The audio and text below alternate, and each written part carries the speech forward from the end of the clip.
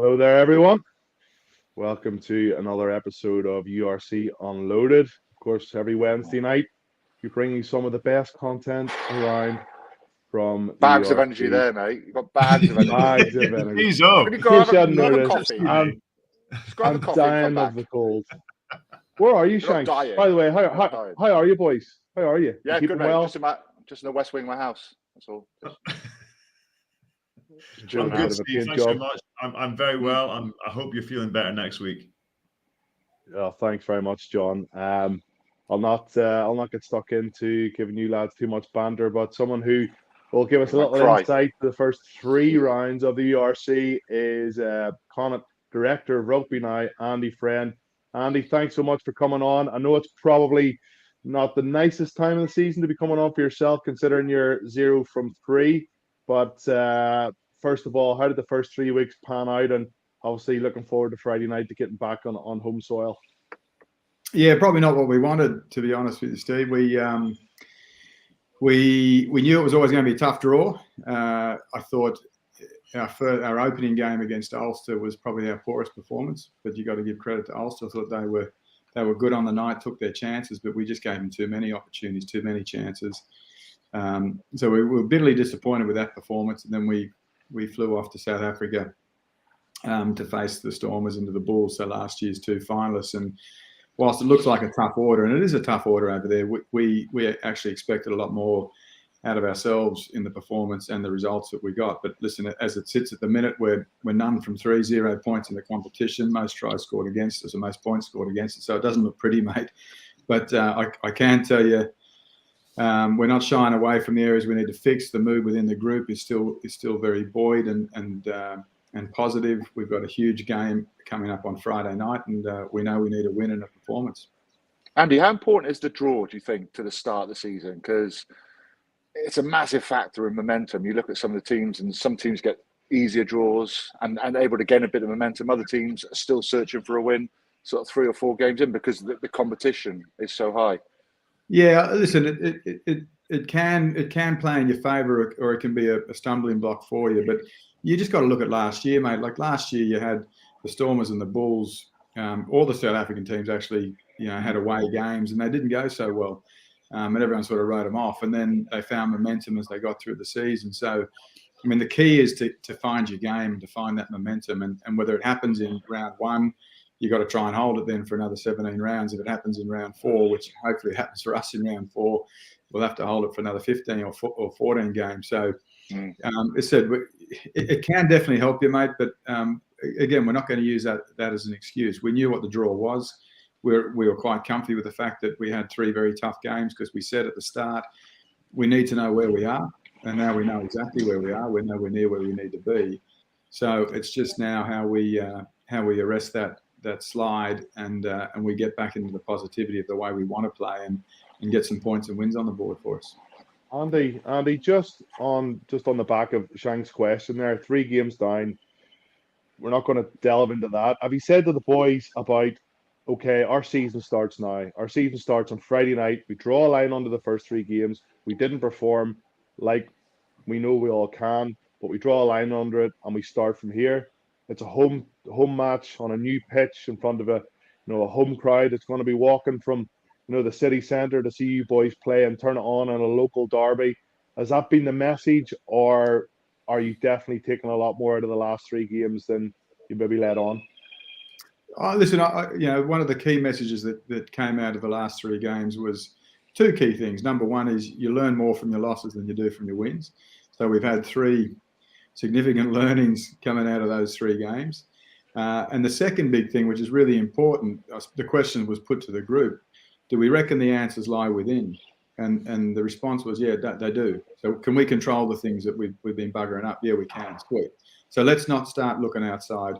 Let's not start looking to change. All we got to do is actually look after football, give away less penalties, and take our opportunities when we get them. So, as I said, some of the stats don't read well for us. The one stat in particular that reads better is where entries into the 22. But when we get in the 22, we can't convert it. So we just need now to be better at taking those opportunities. So Yeah, so no one's trying to sugarcoat the fact that we haven't been at our best. We know we haven't, and no better opponent nor venue for us. Munster on Friday night, hopefully in front of a full house. Brand new pitch. Trained on it for the first time yesterday. Trained on it again today. Boys are excited by that in front of family and friends, and let's see what we can do there. Yeah, Andy, just on, I mean, I've never been involved in a team who's gone into week one of the after preseason thinking they're in bad shape, and you kind of learn a lot, I think, in those first few games. Is there anything looking back that you would have done differently in preseason? I reckon the timing of our trials, John, probably didn't help us, mate. Like we actually wanted a trial later, but we couldn't get it. So we had the trials 2.5 weeks out from our opening game, and I actually felt like we were ready to go the week before we played Ulster, but we held on to that. And we actually felt comfy going into Ulster, but sometimes you can feel a little bit too comfy. So I think the key learn for us there, we played our only 2 trials. We played them 3 days apart because they were the only 2 games we could get. We had Cast in France on a Wednesday night into Sale in Athlone on a Friday night, and that was 15 days out from our first game. So if I had my time again, mate, I'd push back that second trial and try and give us a bit more footy going into that opening game.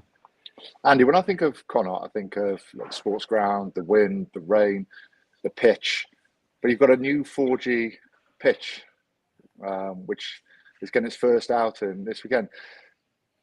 Is that going to change the way you play at all? Are you going to play a little bit? Will it allow you to play a little bit wider, maybe a little bit faster? Yeah, there's a few reasons why the club went down that route, and I reckon it's a brilliant decision for them to go down that route because, as you well know, mate, as you said, the weather doesn't look after you here. So if you can get something that's a consistent for you, it will help you. And one of the things that I think is part of our DNA, the way we play an exciting, positive, fast brand of footy. So on a heavy laden pitch in the middle of winter, that slows you down. I always reckon that pitch was always in good shape. Our groundsman did a brilliant job on that, in fairness to them. Yeah. I thought it was brilliant. But our ability to train, so in order to keep that pitch in great shape, we had to train on the second pitch, which is the pitch down below. And you come into that in sort of November, December, January, Feb, you can't train. You can train, but you're on a dog track, or you're on a dog track, you're on a heavy, muddy soil, and you can get no speed in the game. You've got risk of injury. You've got really heavy field because that's a field that's used by other footy teams, and it just became a quagmire given our location. So by going to the 4G pitch or the 3G pitch, we've now got a brilliant surface that will be consistent the whole year round. We'll train on that. We'll play on that. We'll be able to hopefully keep that speed in our game, which we want to play, even though the conditions are reasonably inclement sometimes. And I think it will feed into the positive brand that Connacht want to play for forever and a day. Let's hope. Does this come from you? Is it sort of a thing you put towards the club to say, I can't from the top? Yeah, I can't claim that, mate. Listen, we were all involved in the conversation, and we involved the players in the conversation. And initially, there was a bit of a kickback from the players because there's a lot of negativity around 3G pitches and 4G pitches and what they do. And then we took off 2 years ago and went and played Racing over in Paris, and we played on that pitch, and everyone walked out of that and said, that was brilliant. Well, that's a 4G pitch, boys. And you know what? That's exactly what we could get. And in fairness to the club, that sort of sold it to the players. But in fairness to the club, they've gone all out with it, and they've put in the number one, the top spec pitch that they can do. So, this is all part of the Connacht build of trying to increase the popularity of rugby within the west of Ireland. And I think it's a brilliant statement, and that field should get a lot of use now for the next, hopefully, 10 years. You just have to get it covered now, don't you? And, well, ideally, DJ. But if you did that, though, Shanks, you well know that, mate. If you did that, you take away the advantage we've got, which is the piss and wind and rain, mate. Very true. The boys will be gutted when they've got to train every day now. There's no excuse to actually miss training. And I just want to ask a kind of general question, something that we find as fans of the game and as pundits is the inconsistency in some of the rule interpretation. And I don't have to be too specific. I don't want to put you in an awkward situation around specifics, but is there any rule changes you would like to see or you expect to see in the game? I think there's major frustration across the board in interpretations of what a referee will see or a team of referees will see on one week and what happens on the next week. And I think we've got to be careful as a game because, we're starting to, there's rules on top of rules on top of rules on top of rules. And before we know it, we just end up with this, what we're getting at the moment, a 2-hour, 15-minute game where there's not a lot of footy played. And you can adjudicate on everything. I reckon that the best referees, and you blokes will have played or have these blokes referee, but they've got a feel for the game. There's certain things in a game where if you've played the game of footy, you know that that's a footy accident or that's an incident, or that bloke who's been waiting for the offload on the outside and now realises you've been tackled and he comes in to clean the bloke out. And you know what? He might not be exactly through the gate, but bloody hard to come through the gate when you're moving at top speed. Just let that play. But we don't. We get so caught up in some of these incidents at the moment where it's just so stop-start. So I just love referees to have a much better feel for the game and to allow the blokes or for their adjudicators, and I have a sense on how it works, but to be a bit lighter on them and let them just have a good, get a feel for it. I reckon that's the best word I can use for it, John. No, I appreciate that. Just last question from myself, and it's on your new role as Director of Rugby. Obviously, Peter Wilkins has moved up the head coach. You've still got Mossy Lawler there as well. A couple other guys whose positions maybe haven't changed as much. But in terms of your own position, what's the dynamic now for you? Are you still on the pitch every single day with your coaching hat on, or are you taking more of a back seat, delegating a little bit more? Just give us a bit more of an insight of your new role as Director of Rugby. Yeah, no, it's evolved over the last few years. This is my 29th year of pro coaching now, and I'm more than happy to start the move back. So last year, actually, my title was head coach, but I didn't do any on-field coach. I'm on the field at every session, and I suppose I recently just read the book Team of Teams, and I love the phrase "the gardener." It's eyes on, hands off. So that's probably me at the moment. I'm eyes on, hands off, and I'm able to sit back with a helicopter view and offer my view back to the coaches. So I don't step in on anything. I give them the space to do the coaching. I think we've got a brilliant coaching group, and I think it's a young, vibrant coaching group, and I think the way Pete's leading that at the moment is really, really positive. But I'm sort of there as a mentor for him, or as a senior voice for him. And most of it, I can tell you, it's encouragement. Pete, brilliant messaging, buddy. Keep it going. You're spot on with that, and stay strong on that point, or whatever it is. So I'm actually loving that role. I'm loving the transition out of the hands-on stuff and just giving me I suppose, an opportunity to open space for others, but more importantly for me to use my experience over the last 28 years to try and share my thoughts on it. If I'm asked sometimes, but other times. Do you pick the team? Do you still pick the team? Do you still pick the team? Yeah, no, I heard you the first time, actually. Sorry. Sorry. No, the way it works, mate, is the coaches select the team, but they've got to run it past me. So if I don't agree with it, I'll change it. You pick the team. Yeah. Well, I hope that sticks now. The buck's got to stop somewhere, and at the end of the day, I'm the Director of Rugby. So my message to the coaches is this: fellas, if you make it make sense to me, I'll back you. Okay, but it's got to make sense to me. If it doesn't make sense, I'll go the way I want to go, or I'll go this way.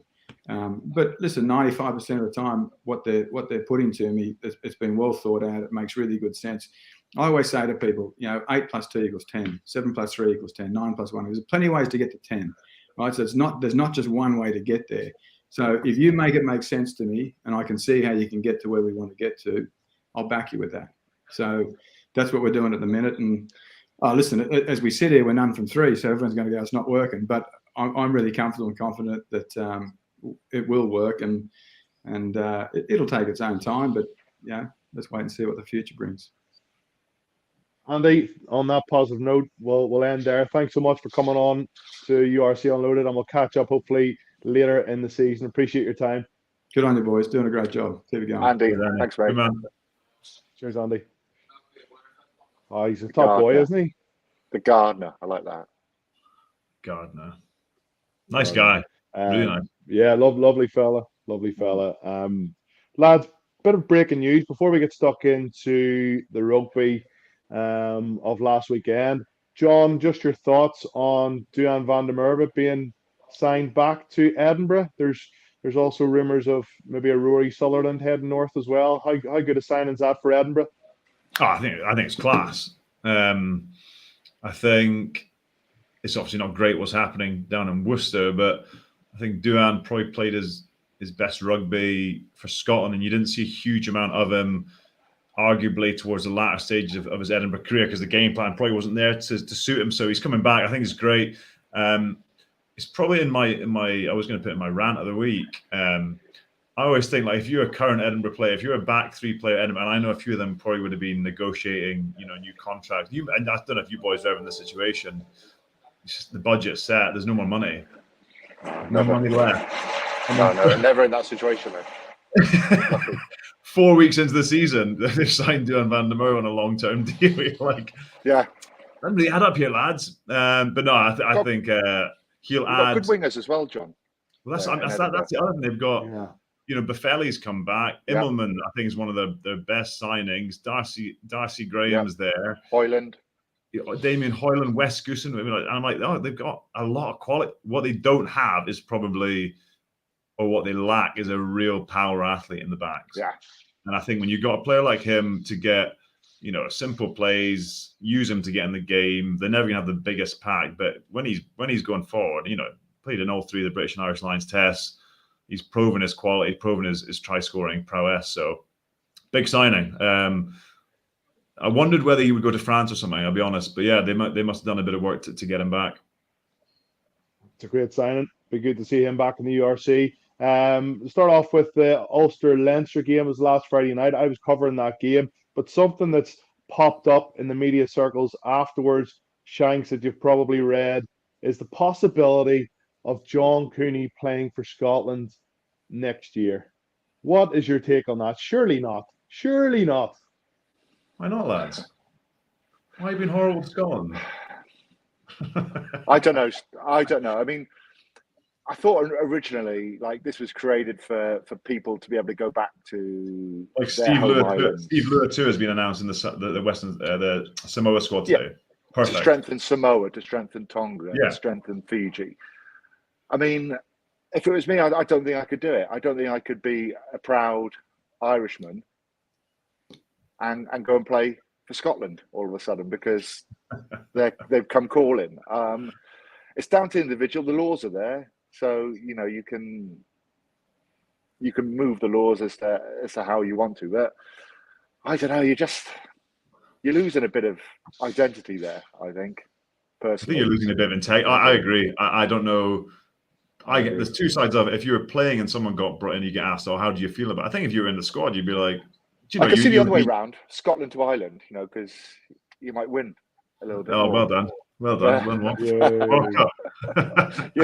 You're going backwards. Yeah, I don't know. I just think it's a tricky line to run. The rules aren't there for that, and I guarantee you, Jack Dempsey's going to play for Scotland, and then I think if you see a slow trickle of this back the way.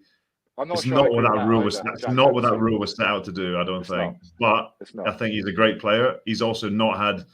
You'd know better than I would, Stevie. He doesn't seem to have had any joy with Ireland. And for me, a player of his quality, probably a couple of years ago, people was like, "Why is he not going to look at him?" And he got a foot in the door, but never really felt like he got a decent crack of the whip. No, he didn't. But tell me, John, what would somebody like Ali Price be feeling like? With somebody like if the rumors are true that I don't think it's so much. I don't think it's so much the top guys. I think it's probably Ali Price. Something like you think, okay, fine, I'll back. It's more the guys below, without trying to be derogatory, not below in the sense of down the pecking order. But I remember playing for 2015 World Cup, and we had this whole chat about whoever trains the best, and it's all about preseason. And I did 8 weeks of the most miserable preseason, and they brought in John Hardy, great guy, great player, and they brought him in 4 weeks before the first game, and then he went to World Cup, and I was like, you say one thing but you do another. So I think it's a really tricky thing to do as a coach and to balance. And you want the best players, and there's no doubt, I'm sure if he comes and plays for Scotland, he'll do his best job and he'll be great. there's. I think it'd be hard to identify with him as well. You know, a player coming from Ulster who's played for Ireland coming into the Scotland squad, and they're all like. But is it? Here's the question: is it how different is it to playing Billy Burns playing, England age all the way through, and then he plays for Ireland? It's different because it's not a full cap, and he's going to have I know that, to play and to further his it's career. The same thing. I think it's the exact same thing. I think you should make your mind up at a young age, and then I think you make your decision and you stick to it. And it's difficult at young age. I think it's difficult at young age. Anyway, this is going to be a hot topic if it does actually happen, because John Cooney's contract ends at the end of the season. How old is he? Doesn't have anything at 32. I thought it was 30. Excuse me. 32. Apparently, I read somewhere he can play in the Six Nations for Scotland. His last game for Ireland was February 3 years ago. It would be 3 years this February. Geez, well, if that's the case, then surely, John, there's no inside information for us. I've tried, lads. I've tried. It's I think they're batting down the hatches. Halfway through Glasgow in round one. No one speaks to me anymore. Fair enough. Anyway, just on the Ulster game, I was obviously at it last week. I don't know how much of you watched. It was a brutal game of rugby, lads. Lashing down with 3 in the whole time. There was a bit of quality in the first half. Leinster scored a really nice try with Ryan Baird. First try, lovely quick hands after Robbie Henshaw turnover, but that came from young Aaron Sexton. Only a second start for Ulster. Quick throw in. He obviously as well dropped one over the line. It was a really difficult night for the young guy. Shanks, have you ever dropped one over the line when you're going for that try scoring moment to save the game? Not in those 20 tries to score for Wales, equal with Joe Davis, Gareth Edwards. Have I ever dropped the ball over the line? No. You've dropped the ball when you've seen the line sort of towards you. There's quite a few people who've done that, white line fever, but never have I been over the line and dropped it. Yeah, that's the Robbie Henshaw turnover. A player called Chris Smith knocked himself out, didn't he, over the weekend? Well, look at this, lads. South Africa. Oh. Yeah. At that point in the game, it's. And you know what? The TMO almost twisted the referee's arm to give it. It was so close. He was like, "Hold on a second. I'm not sure there's any separation." Like you can. You can touch it down with your belly. You're allowed to touch the ball down with your belly as long as it's not gone forward. Yeah, but there was separation. I think a little bit of separation. Anyway, there wasn't much to come out of that game. Brilliant fight back by Ulster in the second half. Did they deserve to win the game? Probably not. Dan McFarland, as honest as ever, post-match said they just weren't as good as Leinster, and that was the more or less the guts of the game. So we'll move on.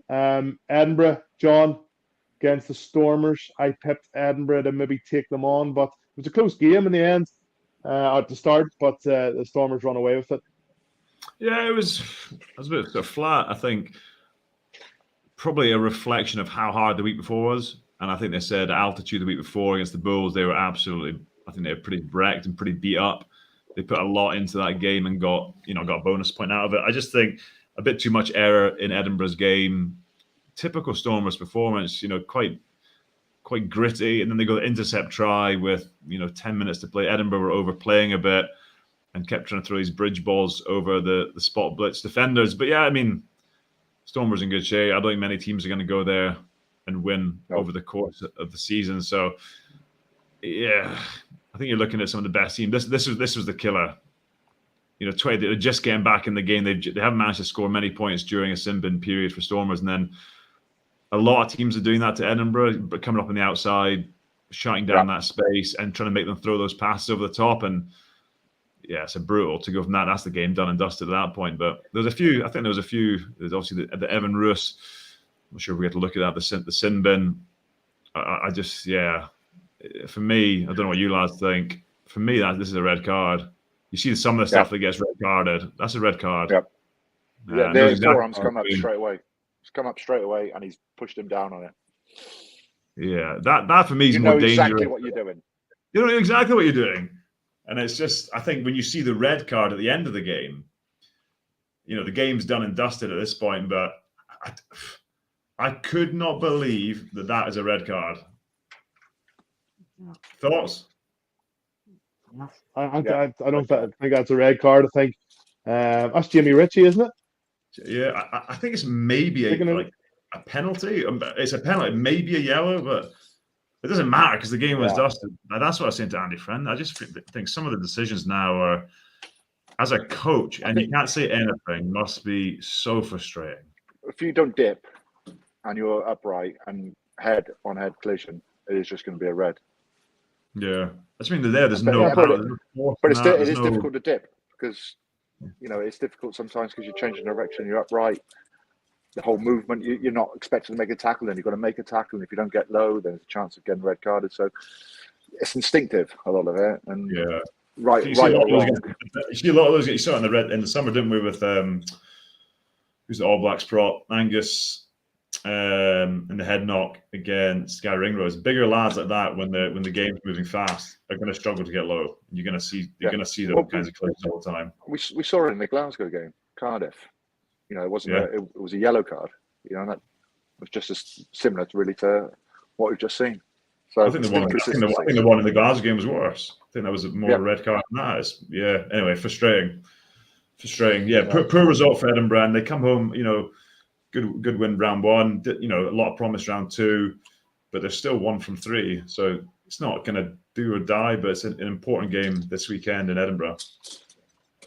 Yeah, definitely. You said, John, the game was done and dusted, but Sandy now is probably going to get a ban for a couple of weeks, so it's definitely going to impact on Dobson's team selection over the next couple of weeks. But anyway, move on. Ospreys against Glasgow Warriors. John, what is going on with Glasgow Warriors? We'll get to you in a second, but Shanks, a little happier with the Ospreys scoring 32 points in the weekend? Yeah, Glasgow roller coaster, mate, is what they are. Up and down. But it was a good performance from the Ospreys. They looked pretty dangerous in attack, and part of that is a lot. That's a really good ball from Collins, by the way, under a lot of pressure. Just had to get the ball right. This guy is the form winger at the moment in Wales. Just being able to finish in tight situations. This one is a turnover ball when Glasgow are on the front foot, straight into the second half, and that's just pure pace. Brilliant pace. A lot like Rio Dyer. He's just got pace to burn, knows his way to the line. And a really good win for the Ospreys. In a way, Glasgow threw it away. Not threw it away, but they shot themselves in the foot. You think of that try from Keelan Giles, the second one. Glasgow were on the attack.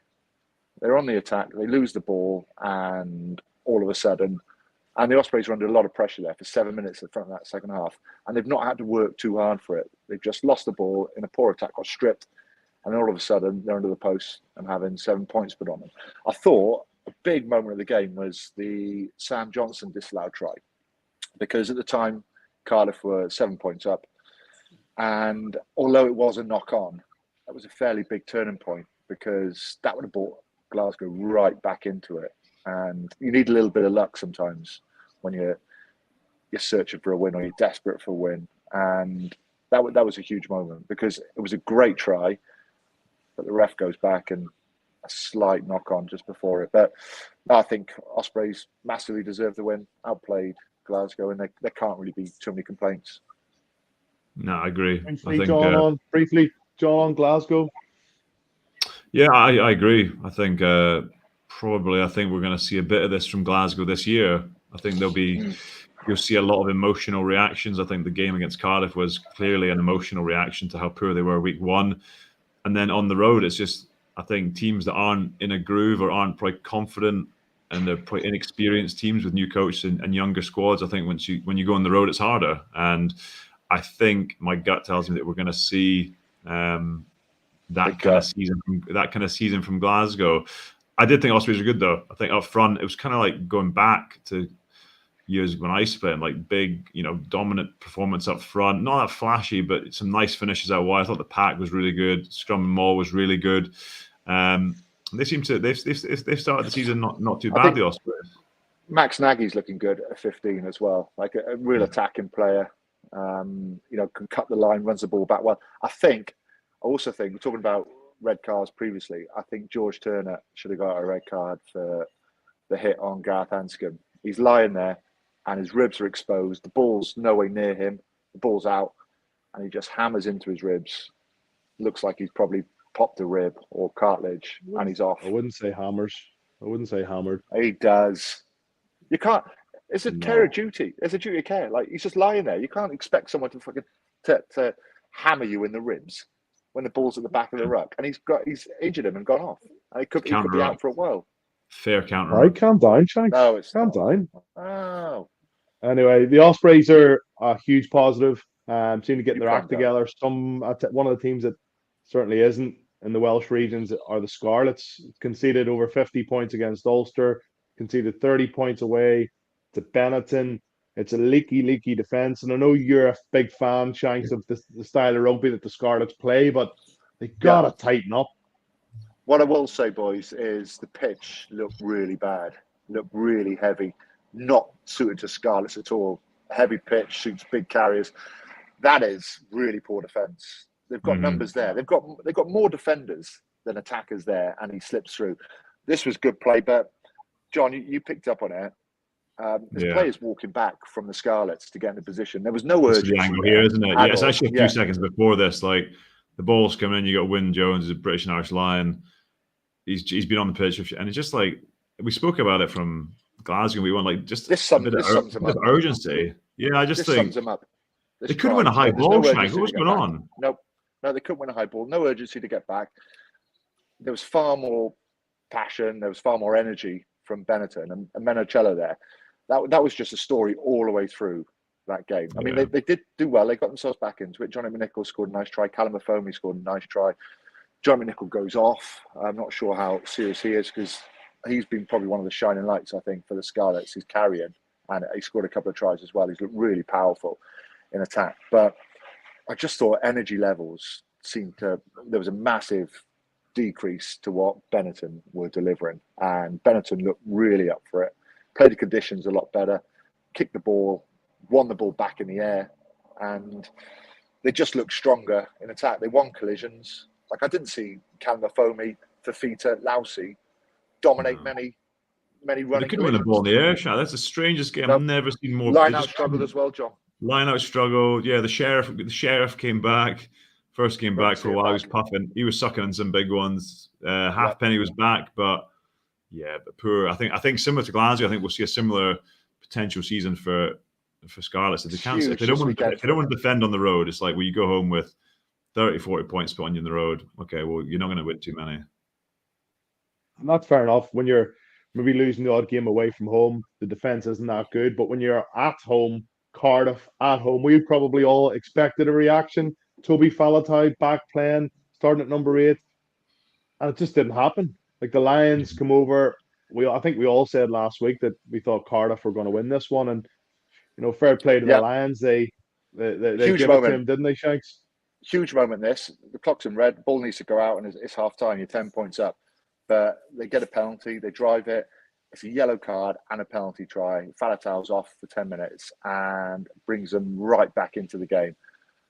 And then start the second half, 10 minutes, another driving line out. They just dominated, really. But this is what will happen. This is what will happen to Cardiff all year now. If Glasgow are going to drive you up the pitch with the size of pack they have, they got to sort that out now. Like, or they're just going to get driven over the line. It's just like, just put in the corner and just maul this team to death, and that's what will happen. It was conditions for mauling and driving, which did suit the Lions. But I think Cardiff will be disappointed that they didn't take any opportunities in that first half, because there was 3. I thought there was two players that kick it. Like, for me, you have to pass that. Pass it every time. If he scores that, it's a great try. And just seeing a little bit of there was a camera angle from the night. This one, another one. That's straighten and give. 2 players outside him. That, for me, that's another try scoring opportunity. This one as well. It's the hardest thing to do is to kick it.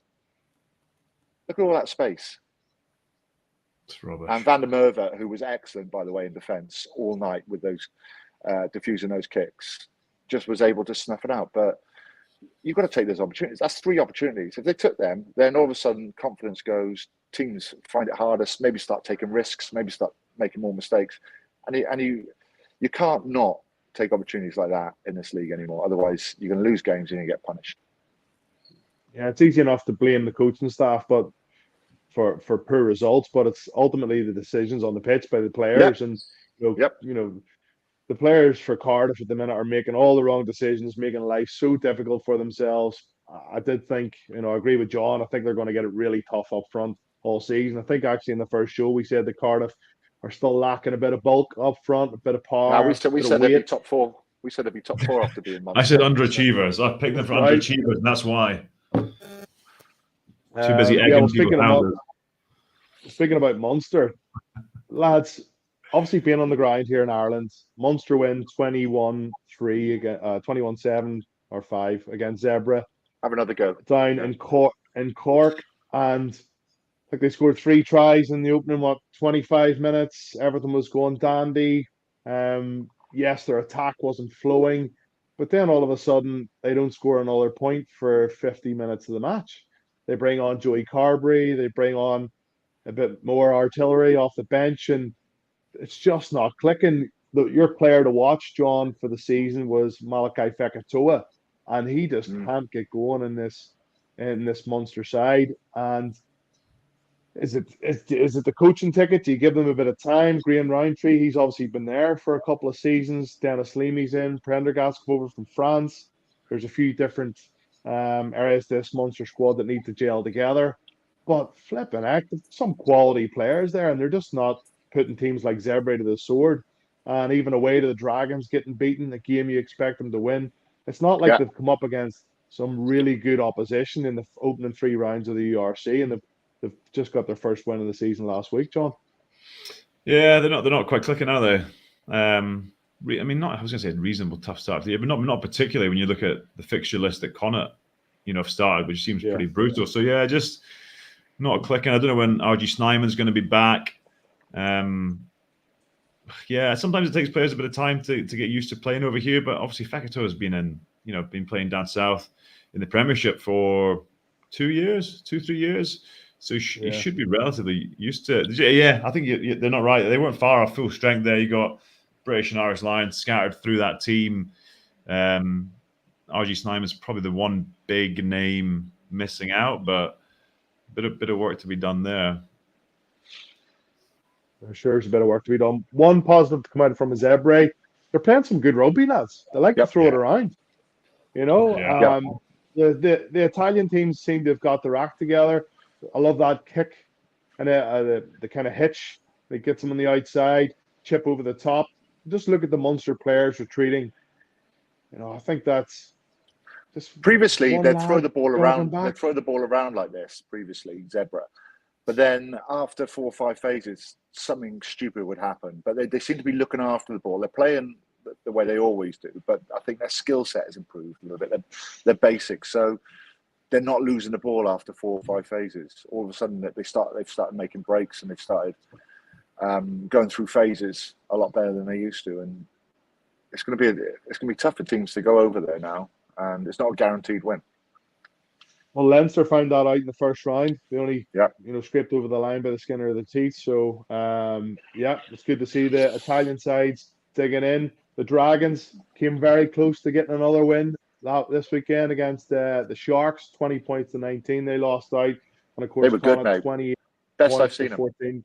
Best I've seen them really? For a while, like in terms of attitude. I know they won against Munster, which was big, but I thought the attitude was brilliant against Munster, Shanks. They were giving it a right go from the start. It was only the intercept, really, Grant Williams, that killed them off. They lost the game by a point, but it was good to watch. Like last year before, you might have seen them roll over, give up, but they didn't. They fought all the way, and it's positive signs.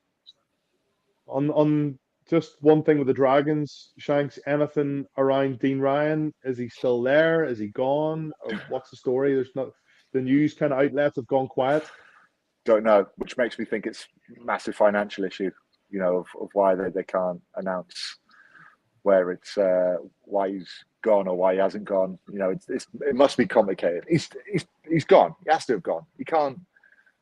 not be at training and take over the rugby, without actually unofficially have left. So I don't know. It's bizarre because everyone wants a bit of transparency. The fans want to know. Probably players want to know. We want to know. You think he's gone? You think he's gone? I think he's gone. Yeah, well, you heard it here first in URC Unloaded. Tom Shanklin says Dean Ryan has left the Dragons. I'm only joking, Shanks. Rants of the week, boys. Wasn't even funny. Doing your absolute head in? Yeah, egging in Cardiff. Egging. Who the hell eggs? Kids. Who the hell brings? I mean, I've seen it all in Wales. Who the hell goes out egging as a grown man? I don't know the full story. It hasn't come out allegedly. Yet. Allegedly, there's an investigation. Pub, and someone's left and come back with eggs. Whether or not they've been thrown, I'm not quite sure. But eggs were involved, and it's crazy. It's fried me, scrambled me, I'm boiled. So. Very good. So that's my rant. John, what about you? Same thing? Same thing, and it's boring. It's just refereeing inconsistencies with the rules. How our team's meant to adapt, and we're seeing so much inconsistency as to how things are being refereed from week to week, from referee to referee. And I get there's a bit of nuance, and it's not black and white. There's a bit of power to the referees, but I just think that we're getting too many wrong, and it doesn't so much matter. This start of the season, it's not cost the team, I don't think, too badly yet, but we can't get to semi-finals and finals, and we're still talking about refereeing decisions going wrong. Yeah, or can we? I know. Mine is Stevie? water breaks. Oh, mate. Lashing down with rain in Belfast. I mean, the boys were like, please don't give me a water break. It's like 6 degrees and we're just about to get hypothermia, and the referee calls a water break 20 minutes in.